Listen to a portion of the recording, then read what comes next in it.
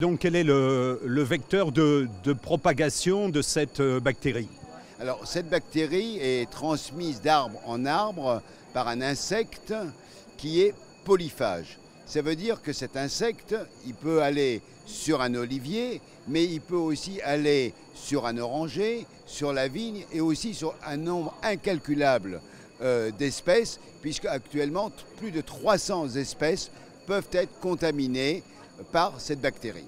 Donc on a un véritable risque et aujourd'hui il n'existe aucun traitement ni sur les plantes ni pour éradiquer l'insecte.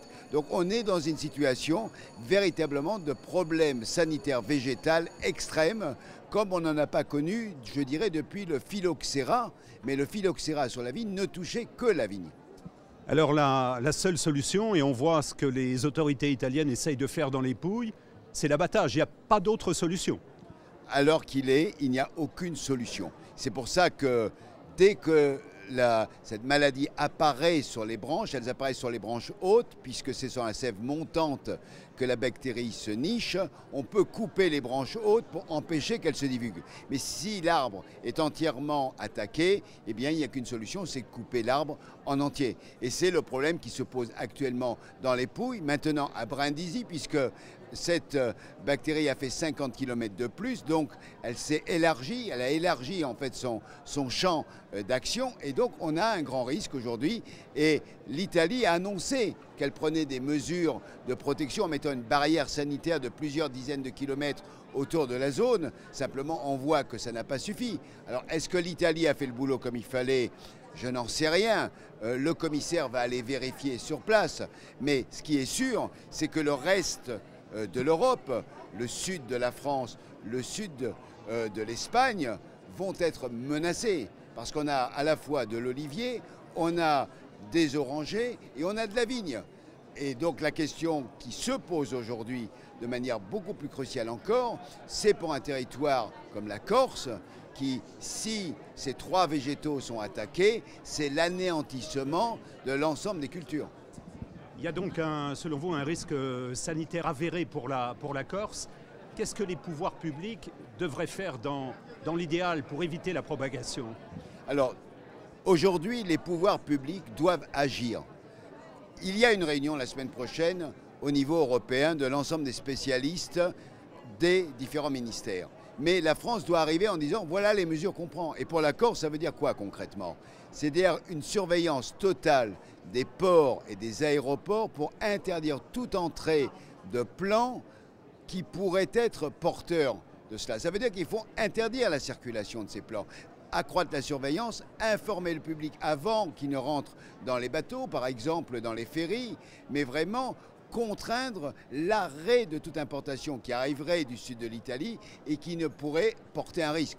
Aujourd'hui, on en est à ce niveau-là de risque et donc les mesures doivent être prises immédiatement. On ne peut pas être simplement dans un contrôle qui a lieu épisodiquement tous les quelques jours. Il faut qu'on ait des mesures les plus draconiennes et ça sur une longue période tant qu'on n'a pas la garantie que cette maladie soit éradiquée.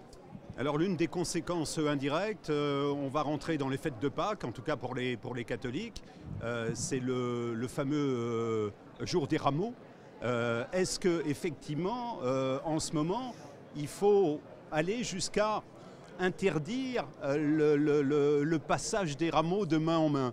Alors, je ne crois pas qu'on est dans cette situation-là, parce qu'en fait, c'est à travers la sève que aujourd'hui les insectes peuvent ensuite transmettre. Donc sur des fruits, des olives, des oranges par exemple, ou du raisin, il n'y a aucun risque.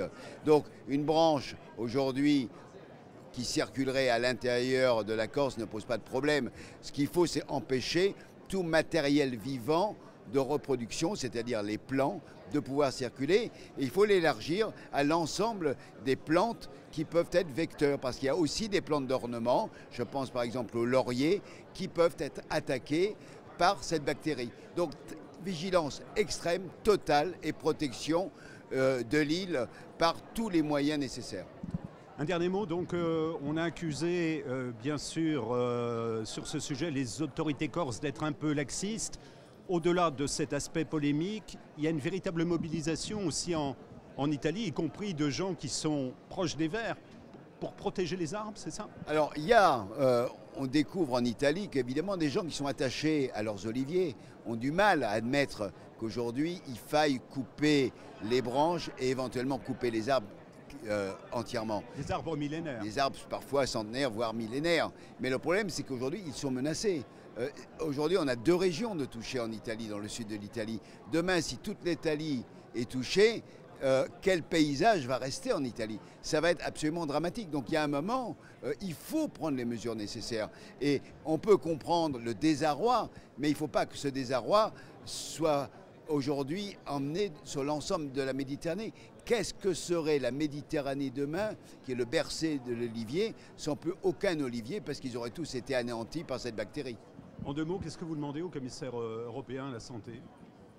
Moi, je demande au commissaire à la santé, aujourd'hui, de permettre aux États et de valider les mesures que les États prendraient pour empêcher toute circulation.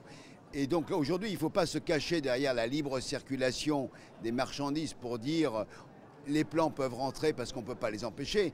Aujourd'hui, on est face à un risque sanitaire grave et imminent.